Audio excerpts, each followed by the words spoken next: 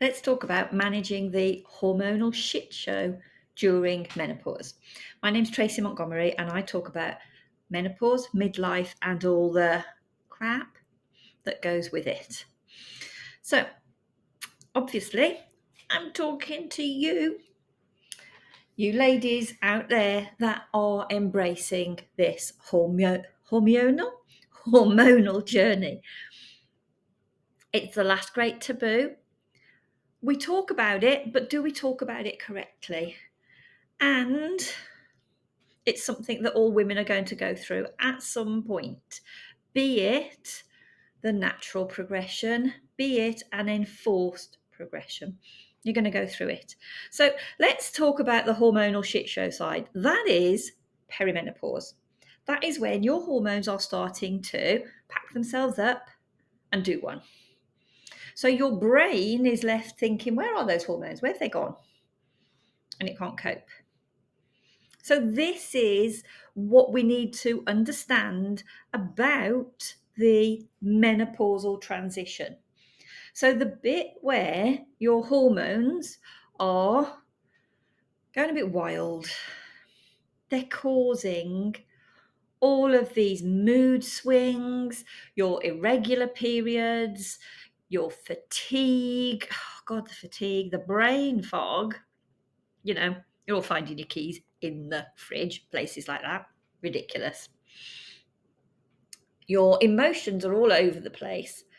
You're watching the TV, an advert for chocolate comes on, you start crying, that sort of thing. It's a right shit show. And for some of us, our hair goes mad as well, she says, trying to get hers out of the way.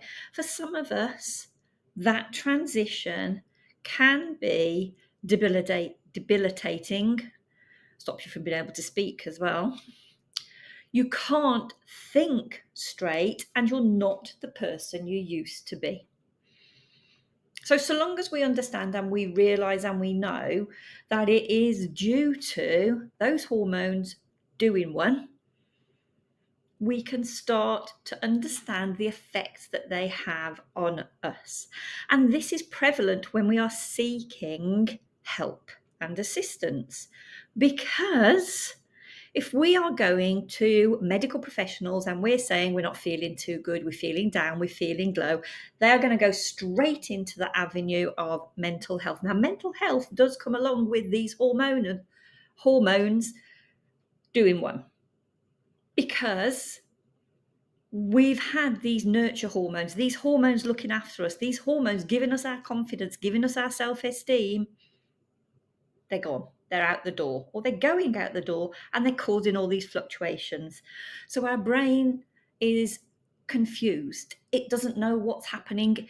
Its normal transmitters, transponders, aren't receiving what they normally receive. So they don't know how to behave. So therefore, your mood swing, your confidence swings, your self-esteem swings. So you need to know what effect those hormones can have before you can ask and seek for professional help and guidance. So, what do we need to do about it? What can we do to help us through this? So, as we get older, we start to wear out. That's going to happen. Our cells are going to start to wear out. We're not going to be here forever.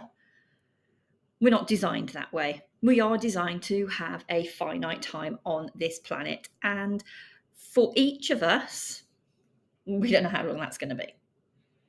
But what we can do is to look after ourselves. Now, what we do as women is we nurture and we support and we look after and care for everybody else around us, and we forget about ourselves. Now, we know that part of this hormonal shit show is that we become fatigued. So prioritize your sleep, prioritize your sleep patterns. Look at looking after your day.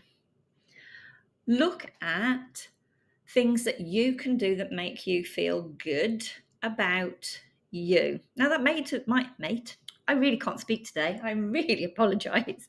That might be something that you used to do back in your 20s. Maybe you revisit bands that you used to follow way back when. Maybe you'd start looking at exercises that you used to do, things that used to enthrall and thrill you when you were younger. Doesn't mean to say you can't do them as you get older. Just make sure that they are within your physical capabilities. It is always good to give the mind something else to think about. It's always good to move the body. Don't just think because you're getting older that you don't need to move, because we do. One of my friends always says use it or lose it, and I'm like, okay, to a certain extent. But yes, you do need to keep moving.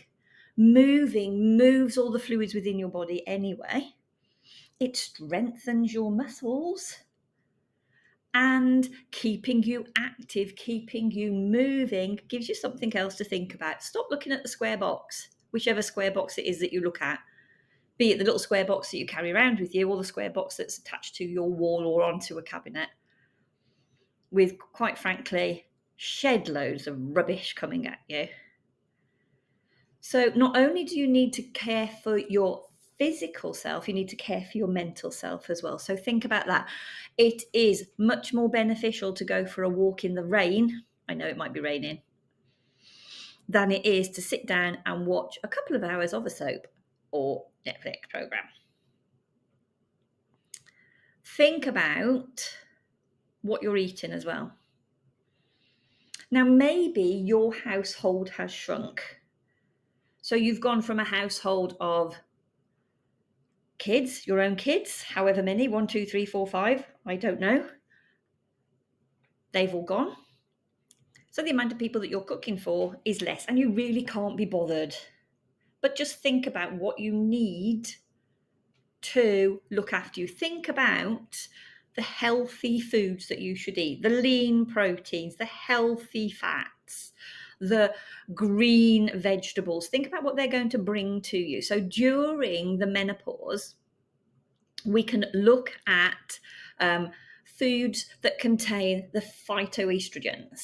Okay, so they're things like your soy products, your flaxseed, chickpeas, that contain higher levels of estrogens, and they can help support you and help to maintain the effects of losing your menopausal hormones. They're not going to overtake it altogether, but they can help, they can support. Try and cut down the things that aren't so good for you. The too much caffeine. I know some of us are charged by caffeine. I'm a caffeine charged person. So just make sure that you're limiting the amount of caffeine that you're having. The same with things like alcohol, the same with processed foods. Processed foods are high in processed sugars. They have short-term activation, long-term denigration. So think about it that way. So make sure that you are sleeping well, you're moving around, you are eating well, and you're staying active. So the active side of things is where you are getting out and about and you're meeting people. So you've got a network of people around you. Now, sometimes, I know, sometimes as you get older, the getting out and meeting people can be quite daunting.